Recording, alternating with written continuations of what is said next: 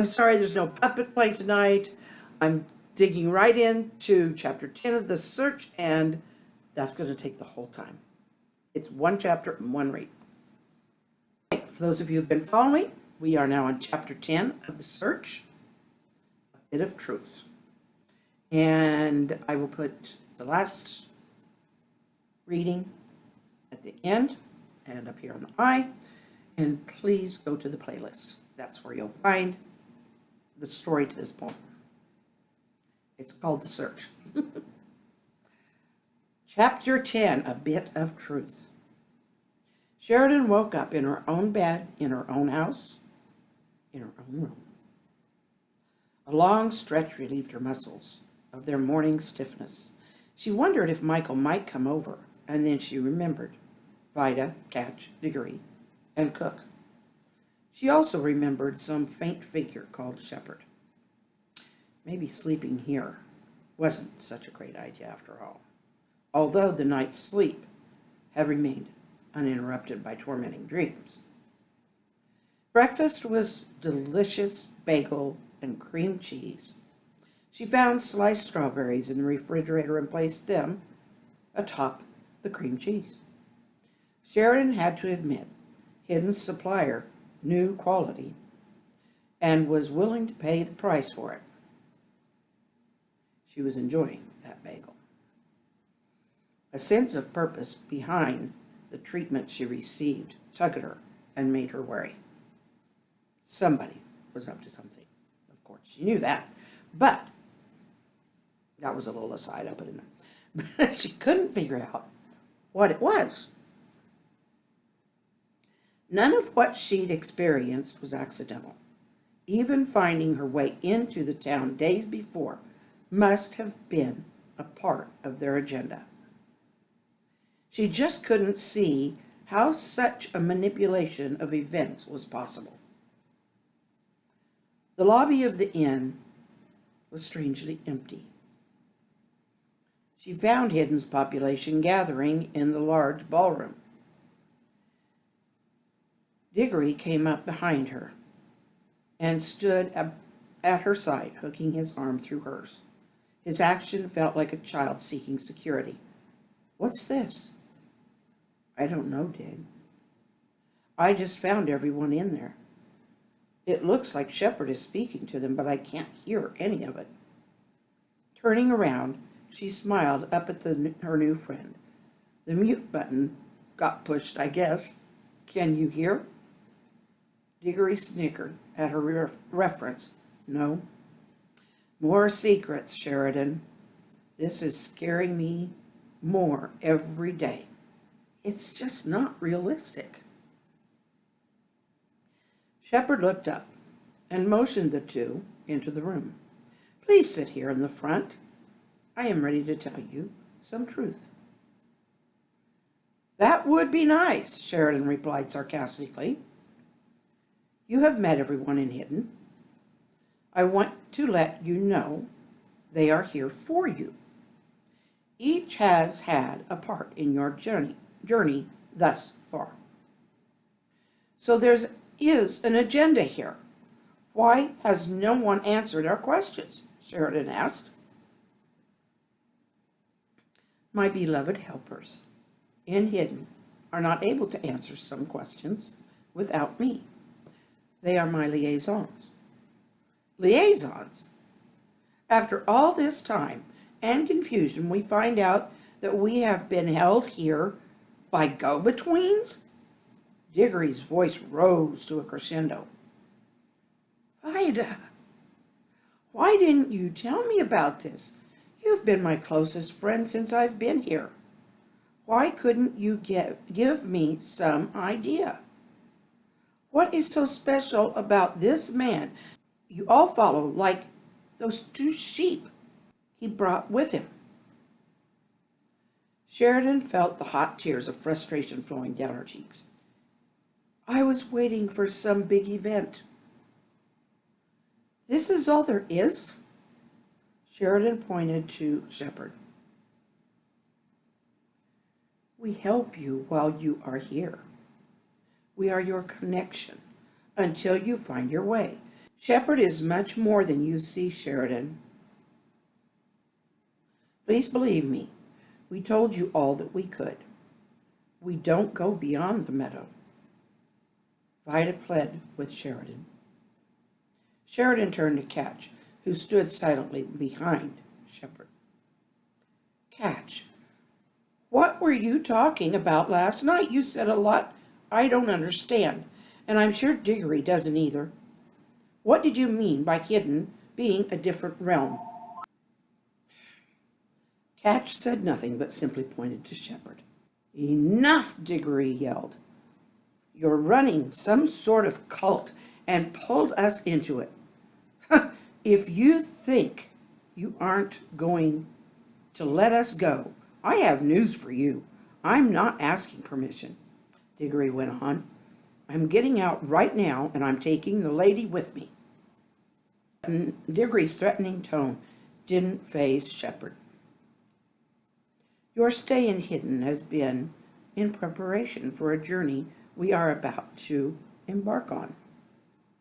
You have already tried to leave by the road, but you know you cannot go that way. You must follow me for now, Diggory, or you will stay stranded where you are. What is your decision? Diggory looked at Shepherd as though the other man was talking in riddles. Didn't you hear me? I'm taking Sheridan out of this place. We'll get back to I-80 somehow. If we cut through the trees, it can't be far. You may try, but I believe Sheridan may wish to make up her own mind. Shepherd's voice never rose in anger or disgust. Sheridan understood Diggory's feelings and even agreed with him to a point. But she wasn't ready to leave without finding more about the journey ahead that Shepherd planned. If following Shepherd helped her get out of Hidden and home, she would definitely follow him. Diggory, I want to go with Shepherd. I must see this through. I don't know why, but I trust what he says. I think it will be okay. Shepherd, a man of average height, dark olive skin, and no special endearing features, seemed to be in charge of everything. The word princely came to Sheridan's mind, even though outwardly there was nothing striking about the man. Are we ready to go to the mountain? Shepherd asked, ignoring Diggory's hostility. Sheridan had to admit, when her travel companion mentioned the idea of a cult, memories of news reports about cults vowing to die for their leader flashed through her mind. Shepherd spoke to them after having dismissed the townspeople. Sheridan, I know you are afraid, and I understand why. I will lead you through much, both good and bad, but you will find a wonderful answer. He sat on a chair next to Diggory and spoke in a soothing voice as he would one of his sheep. Diggory, Shepherd continued, I know your life has been hard, but you are with me, and I promise in time you will find all the assurance you could want. You are not wrong to question. It is a good thing. I will regain your trust if you follow me. Diggory stiffened and jumped to his feet. What? I have no idea who you are. How could I have ever put trust in you? What are you telling Sheridan, that you won't kill her, rape her? Why should we go anywhere with you? I understand your suspicions, Diggory. Follow me and you will have your answers. We have a long journey ahead, and we do not need to take anything because we will find all that we need along the way. Shepherd chuckled when he looked into Diggory's eyes, which were round and his mouth wide open as if in shock. We are not a survivalist group either, Diggory, although you will survive only because you are with me. How would you know about my life? Shepherd pointed to the chairs in the ballroom. The ones who sat in these chairs are very good listeners. They are also very observant. Should I go change my clothes and shoes? Sheridan asked. Yeah, she can hardly go climbing in those thin canvas shoes she's wearing, Diggory defended Sheridan. Shepherd looked down at his feet and smiled. They were bare. Sheridan loved a challenge. Shepherd, what happened to the shoes you had on earlier? Oh, I only wear those inside to keep the dirt from my feet from getting on the carpet. Sheridan laughed. It's kind of backwards, isn't it?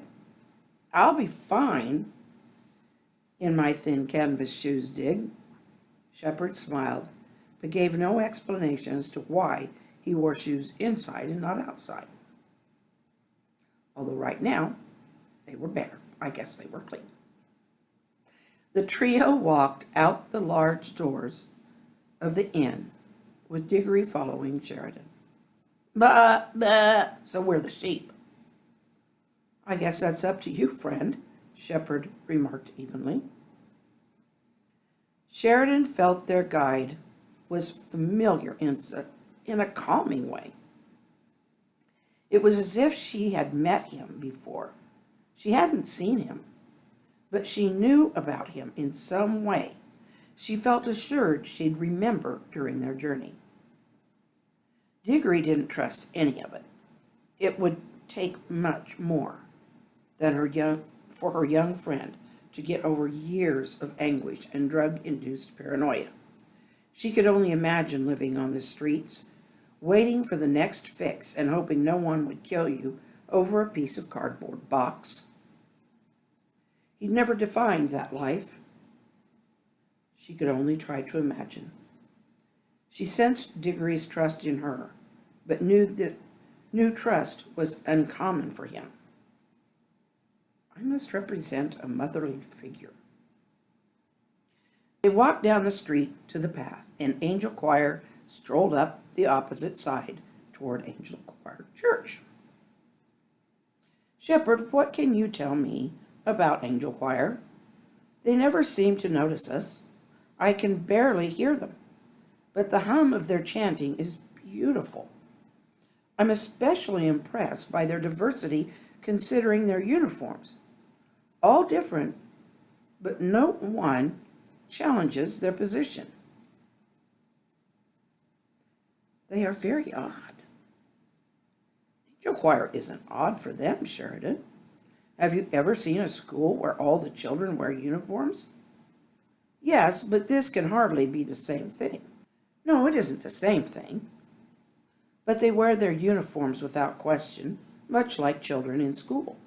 Their purpose is to praise the King through song. They don't need to question what they love, Shepherd explained. You see differences that they don't even know to notice exist. Diggory broke in. There is a big difference from school children. A lot of kids hate school.